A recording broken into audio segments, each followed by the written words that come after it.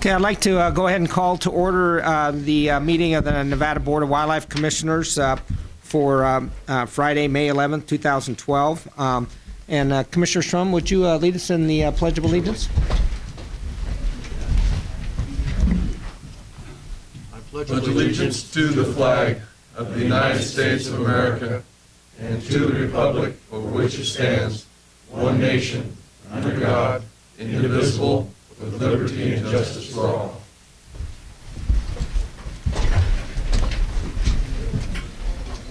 Okay, Suzanne, could you go ahead and do the roll call of the commissioners, please? Chairman McBeath. Here. Commissioner Ross.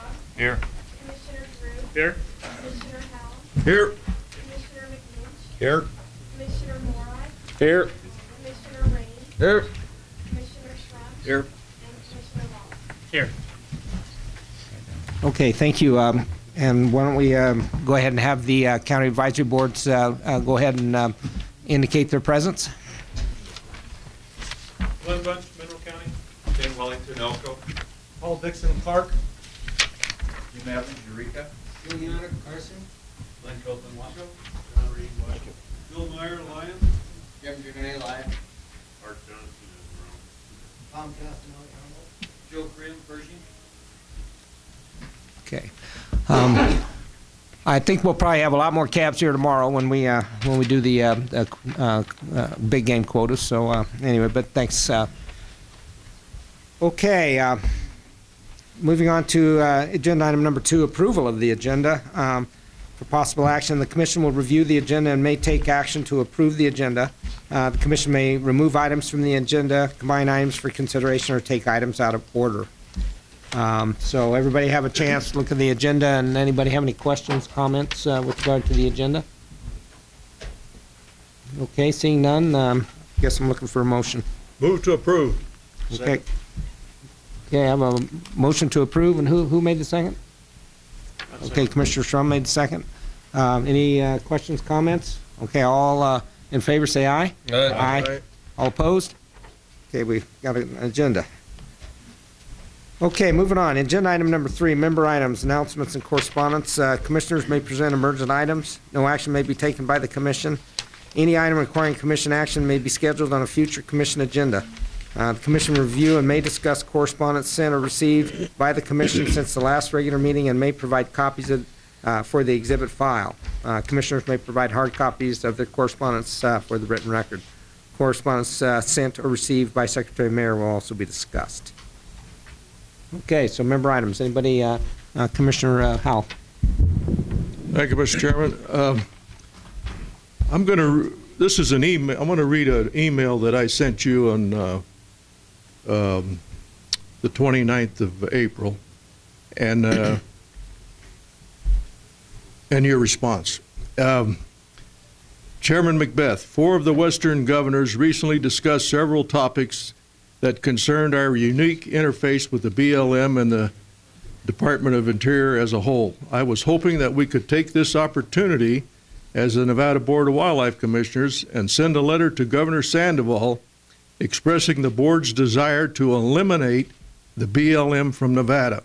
If possible, I would like to start the process with the May agenda. Thanks, Charlie Howell. And your response was, I have already finalized the May agenda, and given the bear quota is on the agenda, as well as all the other quotas, I do not want to add any additional items. I suggest that you bring this up in member items, and we can get some idea whether the commission wants to put something like this on the June agenda. So that's what I'm doing. Okay. So Commissioner Howell would like to do away with the BLM, and so I thought that was interesting, and would certainly be something that we have absolutely no authority to do, but nevertheless, you know, the process requires that I at least bring it to the commission, and the commissioner, you know, commission can discuss it, and if we want to put that on the June agenda, we can certainly do so. Does anybody, any other commissioners have a comment or want to express any views as to whether that's something that's prudent that the commission should do. Commissioner Rain.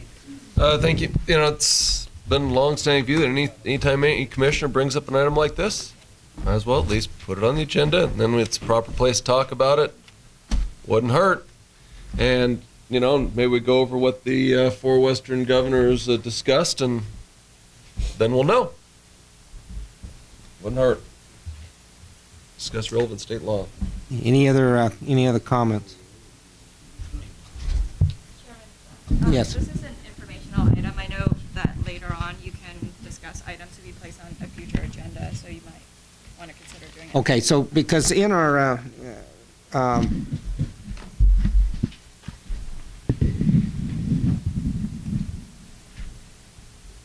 it says in this in members' item, it says any item requiring commission action may be scheduled on a future commission agenda. So where I was going is to see if that would be something that we do here in this particular member item. You know, just by taking a straw poll of the commissioners to determine whether we want to have that on the agenda. Is that something we can do now, or do you suggest that we do it? Where would we do it?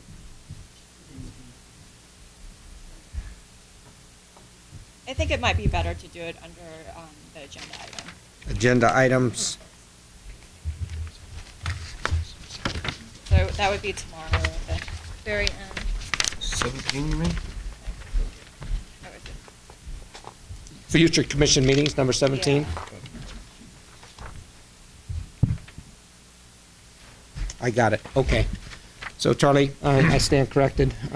Would you remind us again when we get to agenda item 17 to bring this up again? Sure. And we'll discuss it on agenda item number 17 and just make a decision whether to put it on the June agenda.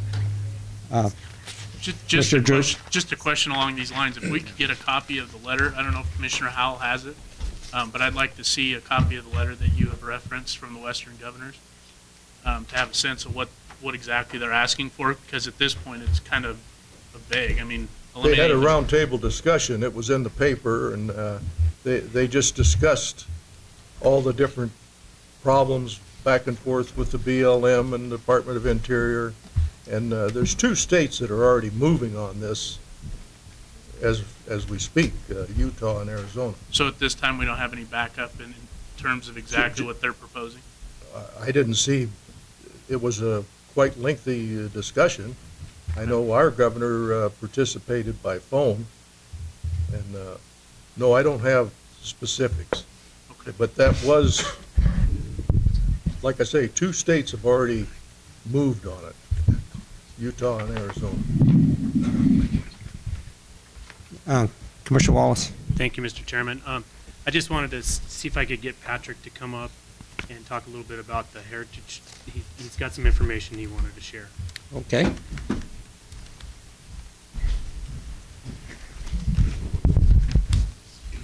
Good morning. For the record, Patrick Cates, Deputy Director. I just wanted to point out to everybody that the Heritage Committee met yesterday, and they came out with a list of recommendations. Those recommendations are not on today's agenda. I just want to clarify that for people. That'll be considered at the June Commission meeting. It'll give time for the CABs to provide input on what the committee's recommended, and the committee may come back in June and make adjustments to those recommendations. But there's a 1-page handout that I put on the back table for everybody for reference, and it's not on today's agenda, just so that doesn't create any confusion. And when I put this back there, I also noticed that there's a lot of articles and stuff spread out on the table. I just want to make sure everybody understands that those are not material from NDOW for this meeting. They must be from the public. But anyway, if you want to look at the Heritage project list, it's on the back table. Thank you. Thank you. Commissioner McNinch. Thank you, Mr. Chairman. I don't know if the people here can hear fine or not. The Clark County Advisory Board had their meeting, and Paul, I just wanted to respond under member items here. They're desperate for a trapping meeting. We haven't had anything set up. We've been trying to work through some bear issues, but I have contacted a number of folks down there, talked to them personally just to let them know where we're at and kind of the thought process. And I just want to let everybody know, since it's not an agenda item today, that we are planning a meeting sometime in mid-June and get the ball rolling. So you can take that down and talk to your constituents and let them know, the 2 hours of public comment period that you're going through right now. We'll get that transitioned into a committee meeting, I hope, and get some input into that. So mid-June. Any further? Commissioner Rain. Thank you, Mr. Chairman. A couple things. One was just a question on landowner tags, and we can bring this up later if Les Dags know some about it, is that there's been some of them been raffled off, and I don't know, I saw a flyer basically advertising a raffle for landowner tags. I know they can be sought. What is the law on that? Because it seemed I couldn't see anything in there where it said yay or nay on landowner tags. Seems to be a up and coming thing. People are going to be raffling off anything. These are clearly being advertised to be raffled outside of the state of Nevada as well as inside of the state of Nevada. This one, I'll give in for the record, this copy. This one was done down in Las Vegas to support a baseball team. Is that legal? Is it okay? I'm not really sure. After last year's deal with, NBU, and that one seemed very much illegal, but nonetheless it was passed through and done. This just, is this a result of that? Is this more? Is it the same? Separate item. I went back and was reviewing some minutes after some comments that were made back a couple meetings ago. I believe we were down in Las Vegas. We were talking about the Silver State tag and when it was first proposed, and the who said what and what it was supposed to be for. And at the first meeting when it was first proposed, the minutes of this commission reflected that every cab that commented that was listed in there said that they would support it as long as it did not increase additional tags. I also spoke, to other people, including proponent of the tag, and the statements that I made there about when it was originally proposed, that it was indeed proposed to be instead of, rather than in addition to, that those were entirely accurate as reflected in the minutes of the commission meeting, and in speaking to those people to make sure my memory was indeed accurate.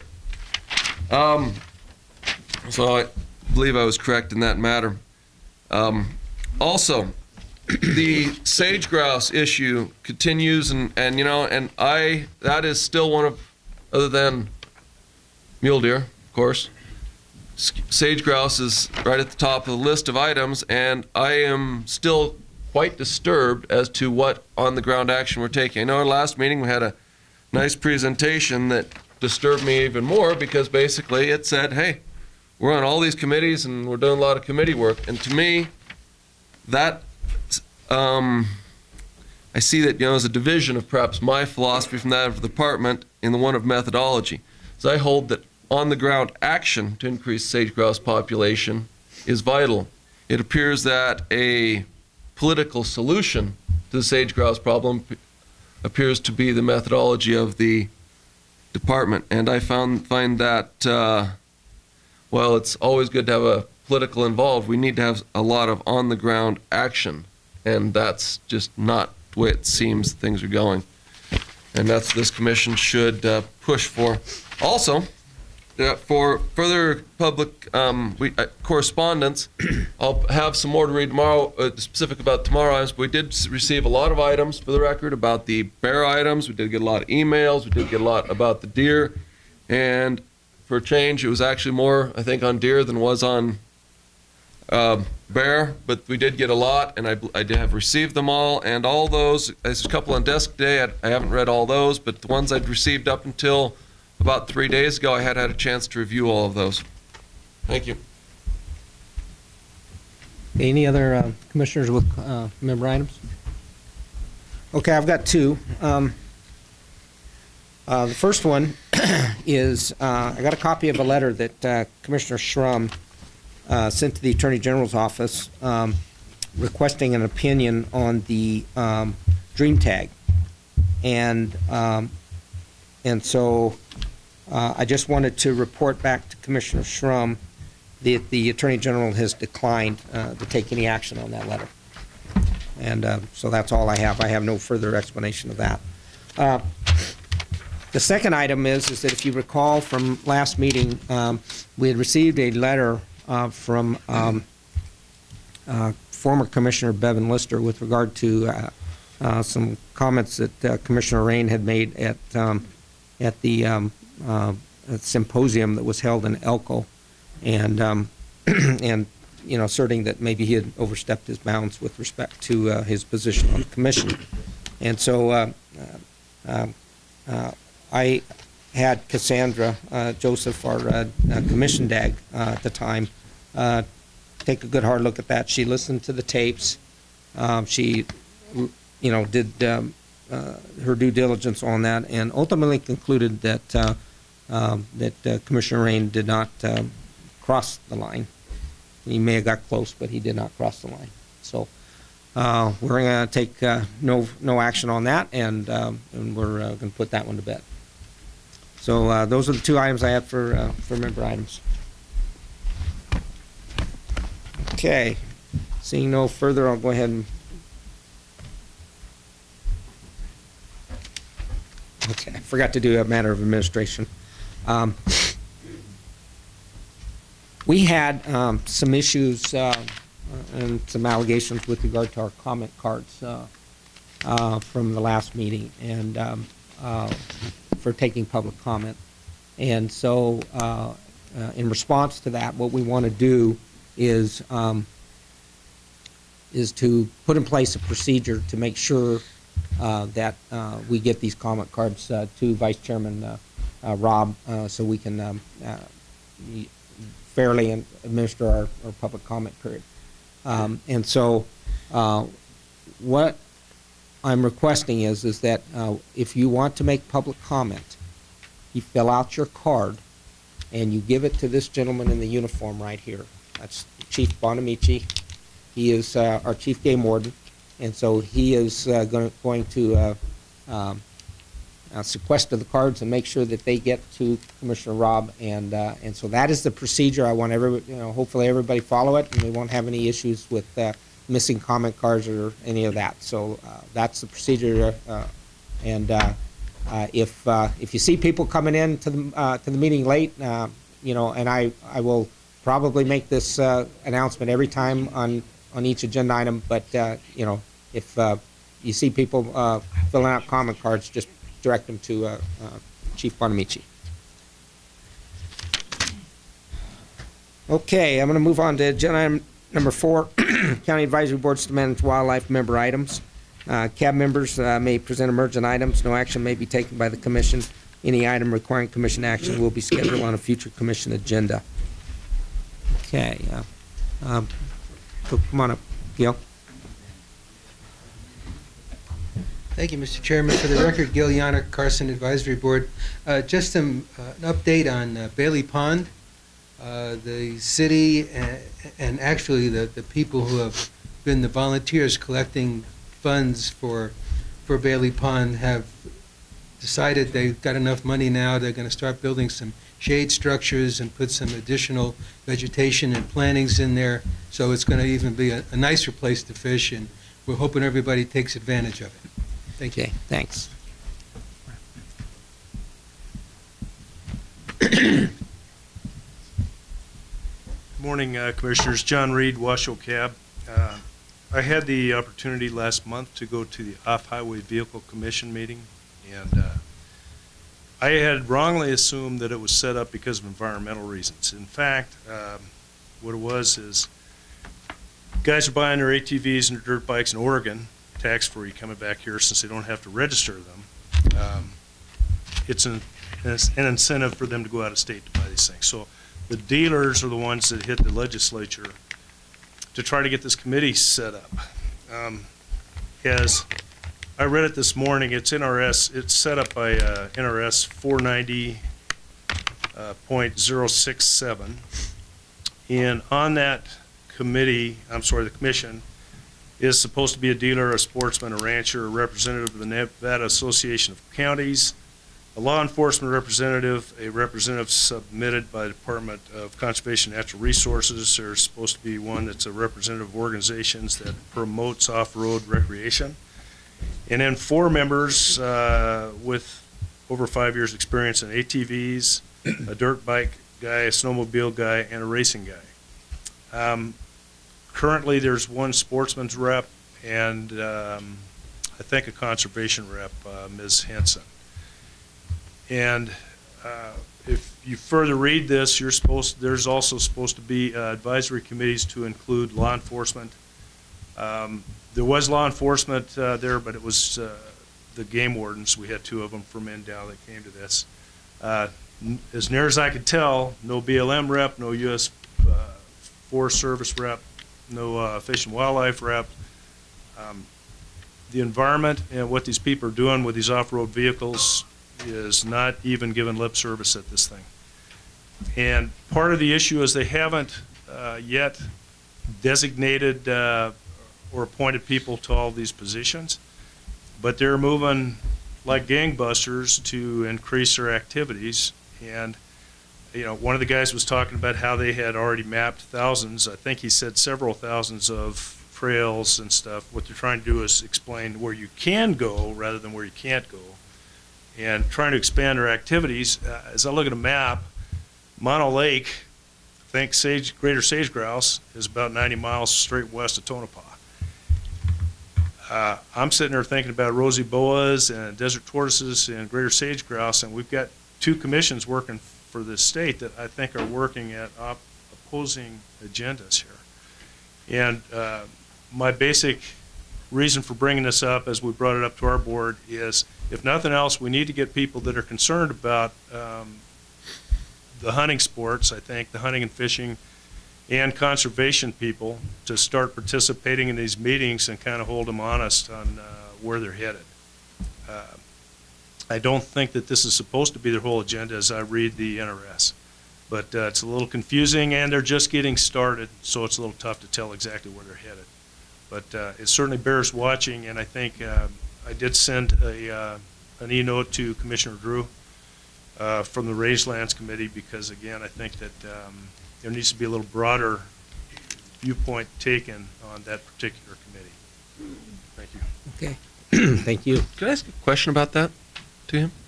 Yeah. Okay. Just a question. Now, is there anything that you see that this commission should weigh in on at this point, or we're not down the road far enough? Is that my understanding? Well, as luck would have it, there were several of us that thought that the open meeting was run much, much differently than probably it's supposed to. Again, they're just getting set up. They don't have funding yet. So probably it's a little premature, although maybe a little bit of guidance or some outside input might be helpful to ensure that it doesn't just get to be, hey, let's see where we can ride. This particular meeting was specifically looking at the size of the stickers and or license plates that they're going to put on these things. The DMV right now is kind of heading up any sorts of implementation, specifically Mr. Andy McCool over there, and I haven't spoken with him yet. I've heard great things about him. He's very open to ideas. I think they have decided on that, but the basic idea that they kept saying was talking about peer enforcement. I live on a dirt road, and I don't think you can make a license plate big enough that when that guy's going by at 50 miles an hour in our 25 zone, kicking up dust, you aren't going to read it. And if they wanted to do peer enforcement, they could do it right now. Okay, this is all lip service based on a $20 fee and some of these other issues. It's not, in my opinion, I mean, that's my bag. But I live where these guys rip up a lot of stuff, and frankly, I'm pretty tired of it, and I see a big difference between dirt bikes and four-wheelers. On a four-wheeler, I can take a disabled bed hunting. I can take my game out. I can use it around a ranch or a homestead. Those dirt bikes, it's a different issue entirely. And when I live up in Red Rock, we've got Moon Rocks, you've got Stead, both of those are world-class facilities. And I mean, miles and miles of world-class facilities. They hold big events out there for dirt bikes. You go a mile away from there and they're tearing up the middle of the desert. I find it to be quite an undisciplined group from the way I look at it. But I digress a little bit. Again, I just, right now this, according to one of the commissioners I spoke with, is loaded up with racers. And they haven't filled these other slots, so there's not much balance. Okay. Kim, you have a comment? Kim Jolly, for the record with NDOW. John's concerns were vocalized, from what I understand, during the public comment period, and perhaps even during our legislative update, we might be able to give a little bit of an update, because there is a kind of misperception about what the OHV Commission's authorities are and what they're tasked to do. And some of the environmental issues are more federal issues, and this is a state commission, and so maybe Commissioner Drew, since he was intimately involved crafting that legislation, and maybe Chief Game Warden Bonamigi, who is our NDOW rep, maybe we can kind of fill in the blanks at the legislative update. Okay. Super. Any other cabs have any comment? Okay, I'm going to go ahead and bring it back and move on to agenda item number 5. Presentation of the Wayne E. Kirch Award, Conservation Award. And before I read the news release and introduce the winner of the Kirch Award, I wanted to give my personal statement on Wayne Kirch and how honored I am to give this award. When I was a young boy, and I'm talking 11, 12 years old, my father's a doctor, and at the time I was growing up, I didn't, I hunted with my dad a little bit, but it was my grandfather who raised me in the hunting sports, and he retired, and it was really a wonderful thing to be able to do things with your grandfather, and hunting and fishing was the main thing that we did, and then so I was very fortunate that my grandfather had some very good friends that we all hunted together, and I didn't really understand at the time, being 11 or 12, just how important that was to me. It was to become, because one of my grandfather's good friends was Wayne Kirch, and so it's a big part of my youth to remember the trips that we would take to go to Sunnyside, which is now the Wayne E. Kirch Wildlife Management Area, to go duck hunting and fishing with my grandfather and Wayne Kirch. And back then, that was no small feat, because at the time, there was no highway between Lund and Hyco. Highway 318 was not paved, and in fact, to call the road a dirt road, it would be very kind. It was a two-track. It was a two-track trail from Hyco to Sunnyside.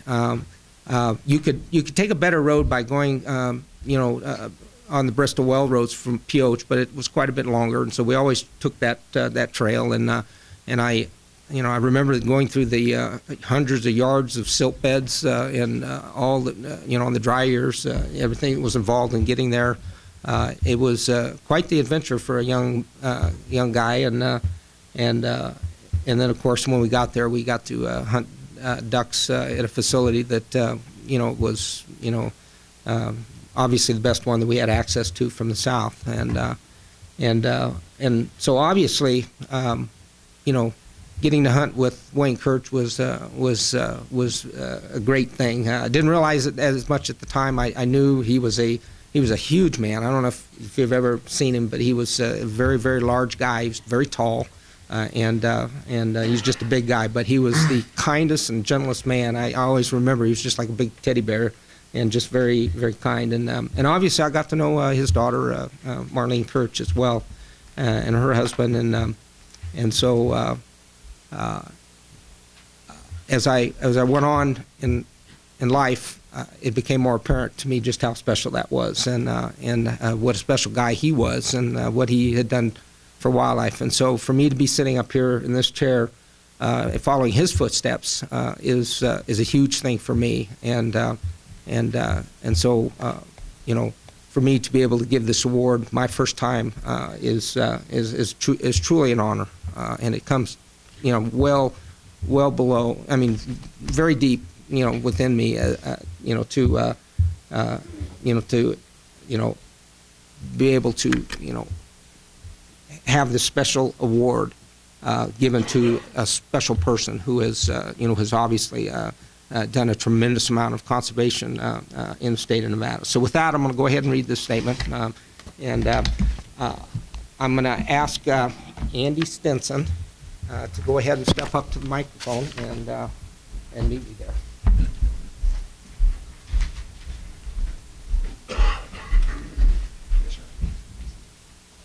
Okay, I'm going to step on this side because I don't want to talk to the commission.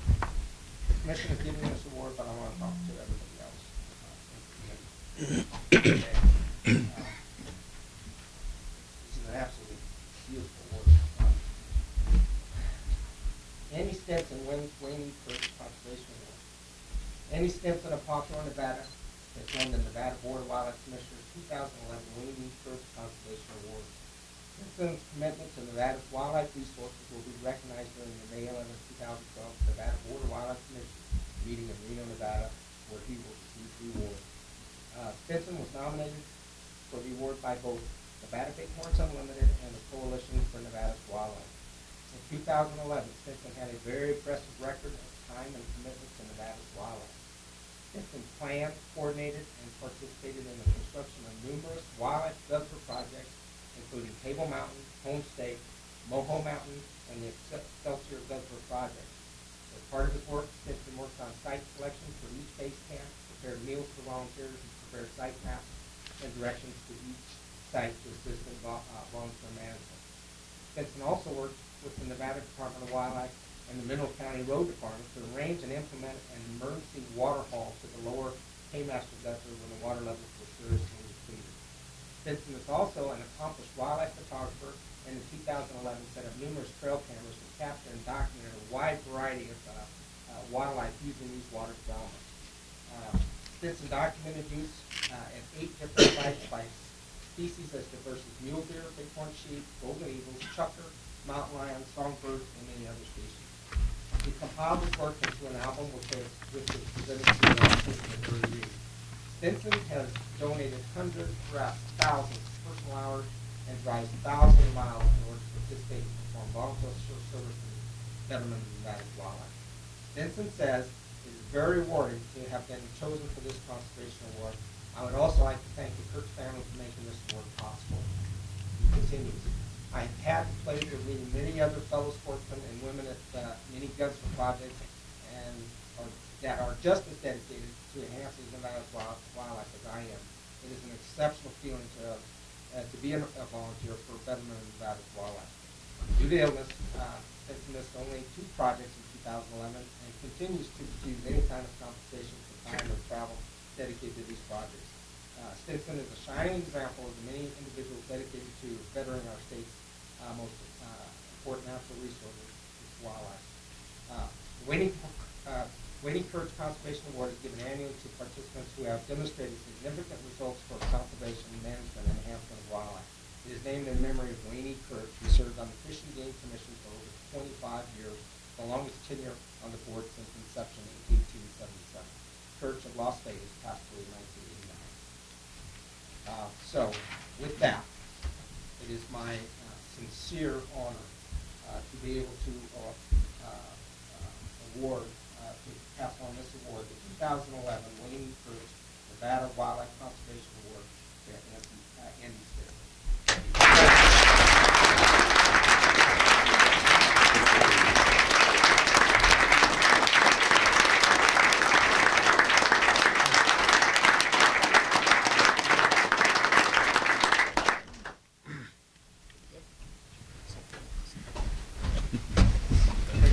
One more. I'm moving too fast. Can you move faster than it is?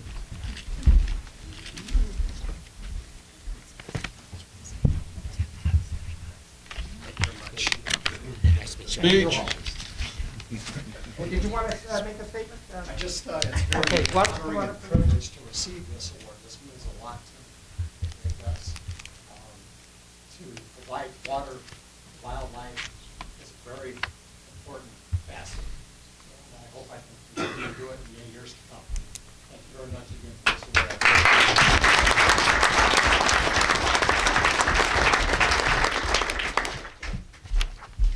Chairman McBeath, if I could add something. Okay, go ahead. I met Andy probably 1996, 97 on the guzzler projects in the Hawthorne area. And he won this award because it was what he had accomplished this year. But I don't know a year in the past 15, 18 years that Andy didn't do exactly what he got the award for. So if there was a Lifetime Achievement Award, Andy could win that one also, hands down. I'm glad to know Andy. During the presentation, you talked about the trail cams that he puts up to take photos. Andy was taking photos with the trail cam before trail cams were really out. He used to dig blinds in at our guzzler sites to take photos to document what the guzzlers were being used by. He'd sit out in the sun on hot summer days just to document the wildlife coming in a blind, 120 degrees in a covered blind, trying to take photos of what was used in that guzzler. So I can't say enough about Andy, and I can't think of a person that gets the Wayne Kirch Award back onto its feet. I appreciate Andy. Okay, thank you. Okay, with that.